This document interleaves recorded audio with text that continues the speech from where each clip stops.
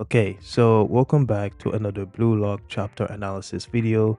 Previously in chapter 344, Isagi had a revelation about his mentality and playstyle, concluding that he is a rebel that desires to fight the number one player. He is neither number one or second best, and in this one, chapter 345, titled True Ending, we see the results of this discovery as we enter into the final minutes of the game. So let's not waste any more time and dive right in. We begin with Hugo and Isagi facing one another as Isagi has the ball. Hugo begins to think on how Yoichi Isagi's expression has changed. He senses an immeasurable swell of concentration from him as we then switch over to Isagi, who possesses an angry but determined look on his face. As Hugo stares him down, and I just gotta say, look at that height difference, because holy shit, this man is towering over our protagonist.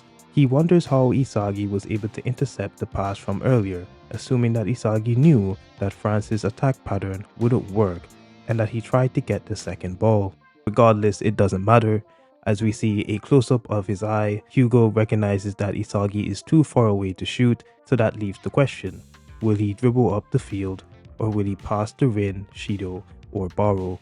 As everyone awaits his next move, Hugo curls his index and middle fingers inwards, the same way he did in chapter 333, and challenges Isagi to bring it on and demonstrate which destiny will he choose.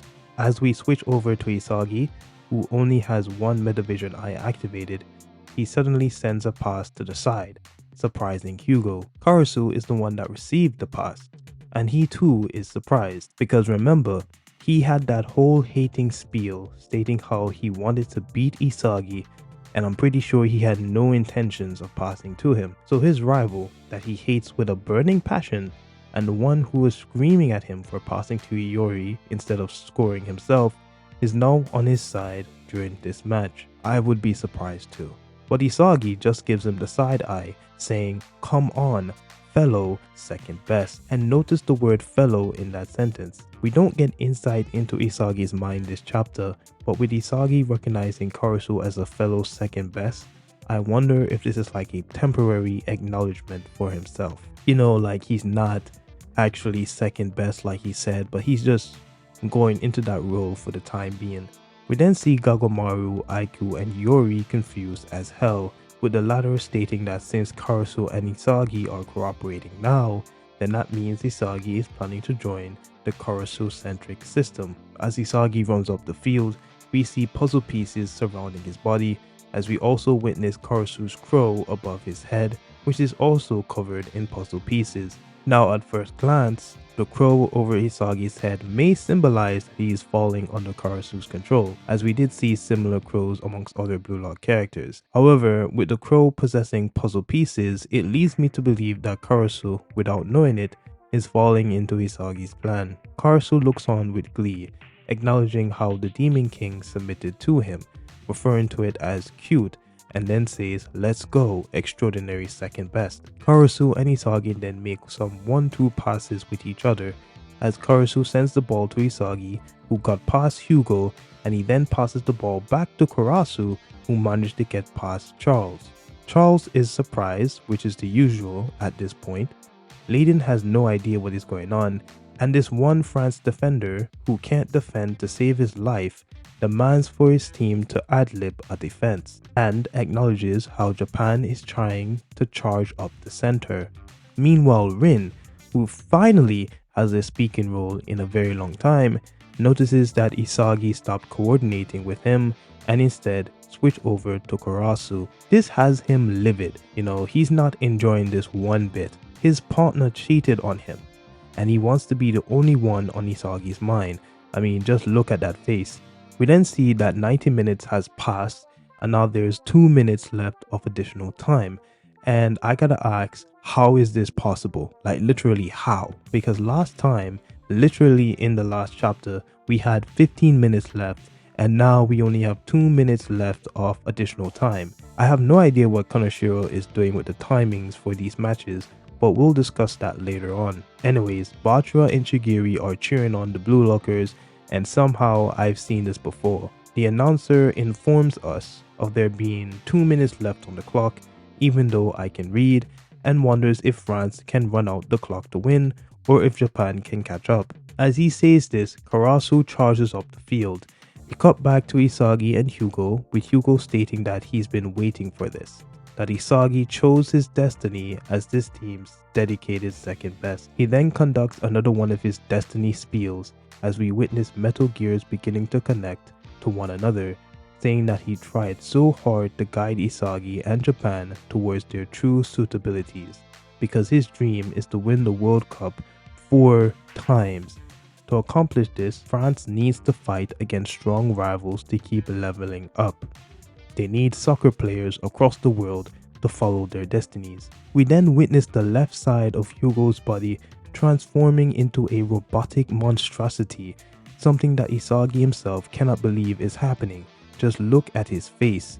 But I doubt this is the craziest thing he's ever seen. Hugo announces that Japan has passed and that France and Japan should reach their true endings in this showdown of perfect suitability. Meanwhile, Isagi isn't saying a damn thing, just looking back at Hugo with a frustrated look on his face. The next few pages are intense football plays with little to no words being spoken, just straight action, so let's break it down, right? As Karasu has his hand on one player, Hugo is running towards him from behind. He passes the ball to Hiyori, who then passes the ball back to Isagi, who then passes the ball to Otoya. Otoya, with a simple OK, passes the ball back to Karasu, who then sends a curved pass to Isagi, and Isagi does the same back to Karasu. Karasu with the ball then takes it, getting past this France player.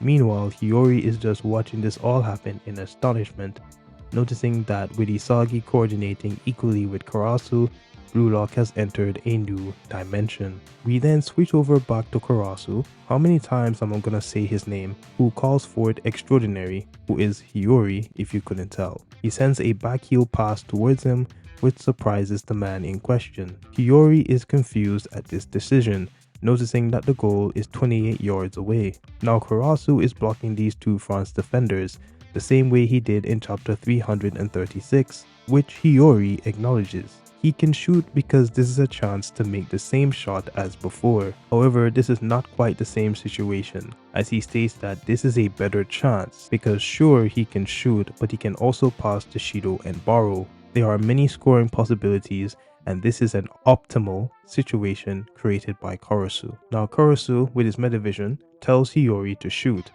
And as Hiyori thinks about his best option, suddenly, because the plot demanded it, Hugo is covering Baro and Charles is blocking Shido. It's as if these guys can read Hiyori's mind, or better yet, they have access to the manga.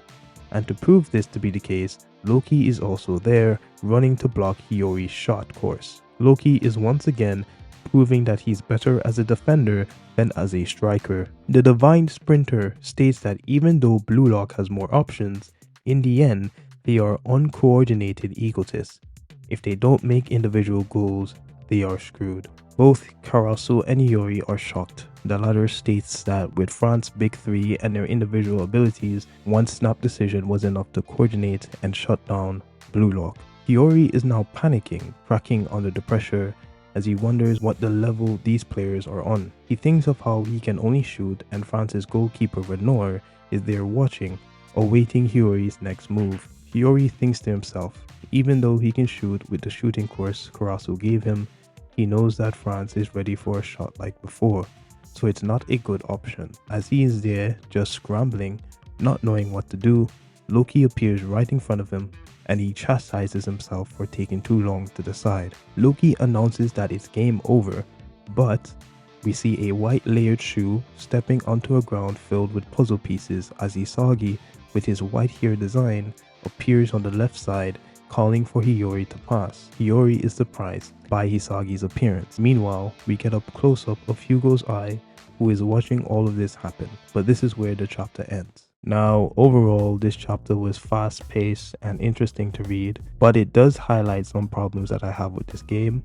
because so much is happening with too little developments, and I just mean that in terms of the time of this match is just really going at a fast pace, because last time we had 15 minutes of the game and now we only have like 2 minutes of additional time, which confuses me so much because I was hoping that with those last 15 minutes we will get like some quick goals being scored as everyone is scrambling to win and dominate the game. I was really hoping that would happen, you know, because we still haven't gotten like a Shido goal.